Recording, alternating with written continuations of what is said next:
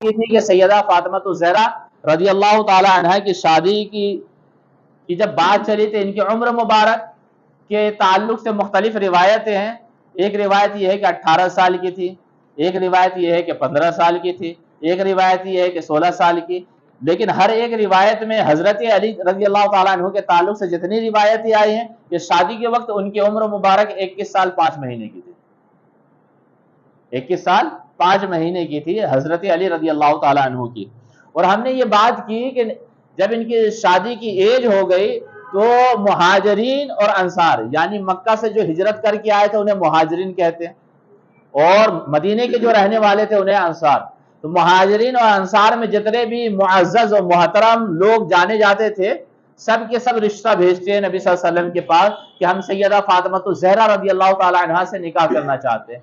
اور نبی صلی اللہ علیہ وسلم ایک ہی بات فرماتے ہیں کہ میں اس تعلق سے اللہ کے حکم کا انتظار کر رہا ہوں. یہاں تک کہ حضرت ابو بکر صدیق رضی اللہ تعالی عنہ بھی کہتے ہیں کہ اللہ کے رسول میں آپ کی بیٹی سیدہ فاطمہ الزہرا رضی اللہ تعالی عنہا سے نکاح کرنا چاہتا ہوں. تو نبی صلی اللہ علیہ وسلم فرماتے ہیں اس معاملے میں مجھے وحی کا انتظار ہے، رب کے حکم کا انتظار ہے. حضرت عمر بھی رکھتے ہیں لیکن انہیں بھی یہی جواب ملتا ہے. تو ایک دن مسجد نبوی میں حضرت ابو بکر صدیق رضی اللہ تعالیٰ عنہ اور حضرت عمر رضی اللہ تعالیٰ عنہ اور سعد بن معاذ رضی اللہ تعالیٰ عنہ یہ تینوں حضرات بیٹھ کر باتیں کر رہے تھے کہ اتنے میں سیدہ فاطمہ الزہرا رضی اللہ تعالیٰ عنہ کا ذکر خیر نکل گیا. تو سبوں نے یہ کہا کہ سارے معززین رشتہ بھیج چکے ہیں، اور نبی صلی اللہ علیہ وسلم کا بس ایک ہی جواب تھا کہ اس تعلق سے میں رب کے حکم کا منتظر ہوں.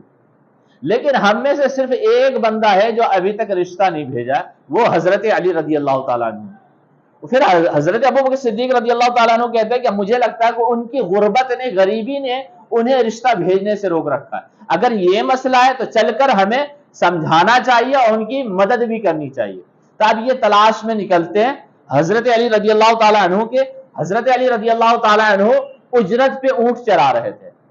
اجرت پہ اونٹ یعنی اونٹ چرائیں گے تو کچھ پیسہ ملے گا. جب یہ ملے تو کہتے کہ حضرت ابو بکر صدیق رضی اللہ تعالیٰ عنہ کہتے کہ علی تم نبی صلی اللہ علیہ وسلم سے رشتہ داری بھی رکھتے ہو اور نبی صلی اللہ علیہ وسلم کی بارگاہ میں تمہارا مرتبہ بہت اونچا ہے، رشتہ داری بھی ہے، مرتبہ بھی اونچا ہے. اور مجھے یقین ہے کہ سیدہ فاطمہ الزہرا رضی اللہ تعالی عنہا کا رشتہ نبی صلی اللہ علیہ وسلم تمہارے لیے روک رکھے ہیں، تو آپ اب تک رشتہ کیوں نہیں بھیجے؟ یہ سن کے حضرت علی رضی اللہ تعالیٰ عنہ کے آنکھوں میں آنسو آ جاتے ہیں. وہ کہتے ہیں کہ آپ لوگ جانتے کہ میں بہت ہی غریب ہوں اور تنگ دستی کی وجہ سے، چاہتا تو ہوں لیکن تنگ دستی اور مال نہ ہونے کی وجہ سے ہمت نہیں کر سکا.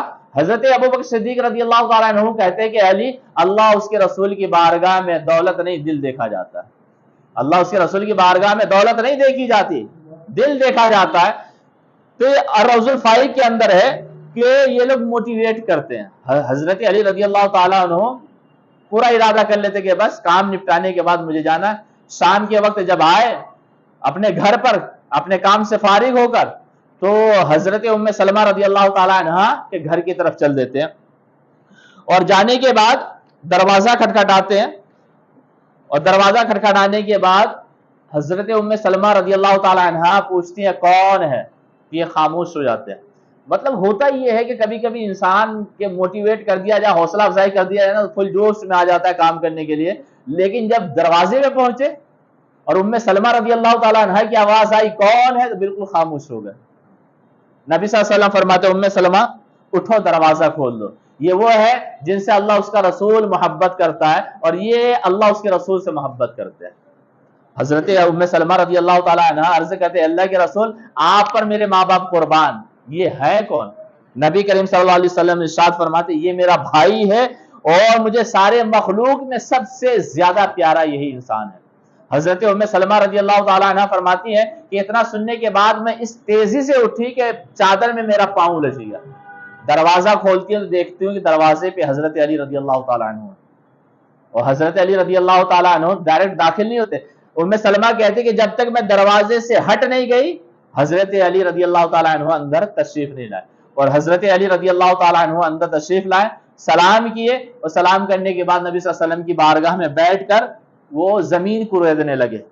آپ دیکھیں گے جب کوئی زیادہ ہی شرمندگی میں رہتا ہے اور یہ ہو جاتا ہے تھوڑا سا گھبراہٹ کا شکار ہوتا ہے تو تھوڑا کیا ہے اس طرح کی کام کرتا ہے. تو حضرت علی رضی اللہ تعالیٰ عنہ نبی صلی اللہ علیہ وسلم کی بارگاہ میں بیٹھ کے زمین کو ریدنے لگے. نبی صلی اللہ علیہ وسلم کہتے ہیں علی کچھ بولنا چاہتے ہو؟ کہ اللہ کے رسول بولنا تو چاہتا ہوں. جب بولو. پھر خاموش ہے. کہتے کہ علی تم بولو, جو بولو گے ہم سنیں گے اور جو مانگو گے ہم عطا کر دیں گے. حضرت علی رضی اللہ تعالیٰ عنہ نبی صلی اللہ علیہ وسلم کی حوصلہ افزائی کی وجہ سے ہمت کر کے کہتے ہیں کہ میں سیدہ فاطمہ الزہرا کے لیے اپنا رشتہ لے کر آیا. نبی صلی اللہ علیہ وسلم جب یہ سنتے ہیں تو حضرت ام سلمہ رضی اللہ تعالیٰ عنہ بیان کرتی ہیں کہ نبی صلی اللہ علیہ وسلم کا یہ سننا تھا کہ چہرہ مبارک خوشی سے کھل اٹھتا ہے, چہرہ مبارک پہ خوشی کے لہر آیا ہو جاتے ہیں. پھر نبی صلی اللہ علیہ وسلم فرماتے ہیں علی تمہارے پاس کیا ہے فاطمہ کے مہر کے لیے, مہر کے لیے تمہارے پاس کیا ہے؟ حضرت علی رضی اللہ تعالیٰ عنہ عرض کہتے ہیں کہ اللہ کے رسول آپ میری حالت سے اچھی طرح واقف ہیں, میرے پاس کچھ بھی نہیں ہے. کہیں کچھ تو ہے کہ اللہ کے رسول میرے پاس ایک تلوار ہے, ایک زیرہ ہے جو لوہے کا کپڑا پہنتے ہیں, ایک زیرہ ہے اور ایک اونٹ ہے, ایک روایت میں ایک گھوڑا ہے جس سے میں پانی بھرتا ہوں. نبی صلی اللہ علیہ وسلم فرماتے ہیں کہ تم اپنی تلوار اپنے پاس رکھو, تلوار سے تم اللہ کے راستے میں جہاد کرو گے, یہ اپنے پاس رکھو. گھوڑے سے تم اپنے اپنے گھر والوں کے لیے یا اونٹ سے اپنے اپنے گھر والوں کے لیے پانی بھر کر لاؤ گے, یہ بھی جانور تمہیں کام دینے والا ہے. رہی بات زرہ کی, تو زرہ کی تمہیں ضرورت نہیں ہے, اسے بیچ دو, یہی فاطمہ الزہرا کا مہر ہوگا, یہی سیدہ فاطمہ الزہرا کا مہر ہوگا. ایک بات بتاتا ہوں کہ زرہ معلوم ہے لوہے کا کپڑا پہن کر جنگ میں جاتے ہیں. نبی صلی اللہ علیہ وسلم کہتے ہیں کہ یہ تمہارے کام کا نہیں, مطلب جانتے ہیں نبی صلی اللہ علیہ وسلم کہ اللہ کا شیر ہے, سینے پہ ان کے کوئی وار نہیں کر سکتا. کسی کے اندر ہمت ہی نہیں ہے کہ حضرت علی رضی اللہ تعالیٰ عنہ کے سینے مبارک پہ وار کر دے. نبی صلی اللہ علیہ وسلم کا یہ فرمانا ہے کہ اسے بیچ دو, اور یہی کیا ہے سیدہ فاطمہ الزہرا کا مہر ہے. پھر نبی صلی اللہ علیہ وسلم فرماتے ہیں اے علی تمہیں مبارک ہو, اللہ تعالیٰ نے زمین پر فاطمہ کا نکاح تمہارے ساتھ کرنے سے پہلے پہلے آسمان میں فرشتوں کے درمیان تم دونوں کا نکاح فرما دیا ہے. دنیا میں تمہارا نکاح ہونے سے پہلے پہلے اللہ تبارک و تعالیٰ تم دونوں کا نکاح آسمانوں پہ فرشتوں کے درمیان کر چکا ہے. اور تمہارے آنے سے پہلے ایک فرشتہ میرے پاس حاضر ہوا جس کو میں نے پہلے کبھی نہیں دیکھا تھا. اس کے کئی چہرے اور کئی پر تھے. اس نے آ کر السلام علیکم یا رسول اللہ کہا, اور پھر یہ کہا آپ کو مبارک ہو بہترین ملن اور پاکیزہ نسل کی. یہ خوشخبری دیا پھر چلا گیا کہ دو بہترین مبارک ملنے والے ہیں اور ان کی نسل جو ہوگی وہ پاکیزہ نسل ہوگی. یہ خوشخبری دے کر چلا گیا.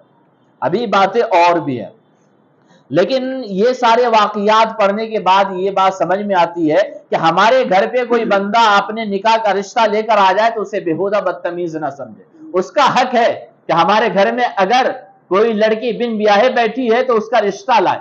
ہاں, لانے والے کا رشتہ آپ قبول کرتے ہیں یا رد کرتے ہیں یہ آپ کے اوپر ہے.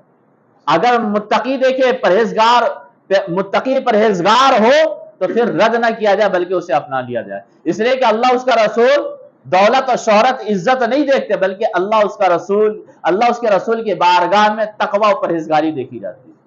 اللہ اس کے رسول کی بارگاہ میں تقوی, پرہیزگاری, دینداری دیکھی جاتی ہے, دولت اور قابلیت نہیں دیکھی جاتی. لیکن آج ہماری حالت کیا ہے, ہمارے سامنے اگر لڑکا مالدار ہو, وہ چاہے بدتمیز کیوں نہ ہو, دین سے دور کیوں نہ, ہم اسے داماد بنانا فخر سمجھتے ہیں. لیکن متقی ہو, پرہیزگار ہو, دیندار ہو, سماج کے اندر اس کی نیکیوں کا چرچا ہو, تو بھی اپنی لڑکی اسے ہم دینا نہیں چاہتے. اسی وجہ سے ہماری نسلیں نیک نہیں ہوتی بلکہ فسادی بن جاتی. جب آپ نے نیک, آپ یاد رکھیں کہ زمین جیسی جتنی اچھی ہوتی ہے فصل بھی اتنی اچھی ہوتی ہے. ماں باپ یہ زمین ہے, جب آپ نے بہترین زمین ہی نہیں چنا ہے تو بہترین فصل کی آپ اور بہترین نسل کی کیسے امید پال لی ہے. متقی دیکھ کر آپ دیکھیں کہ اگر لڑکی خوبصورت نہیں, کتنی بھی دیندار ہو, ولیہ کیوں نہ ہو, اس سے کوئی رشتہ کرنے کے لیے تیار نہیں ہوگا.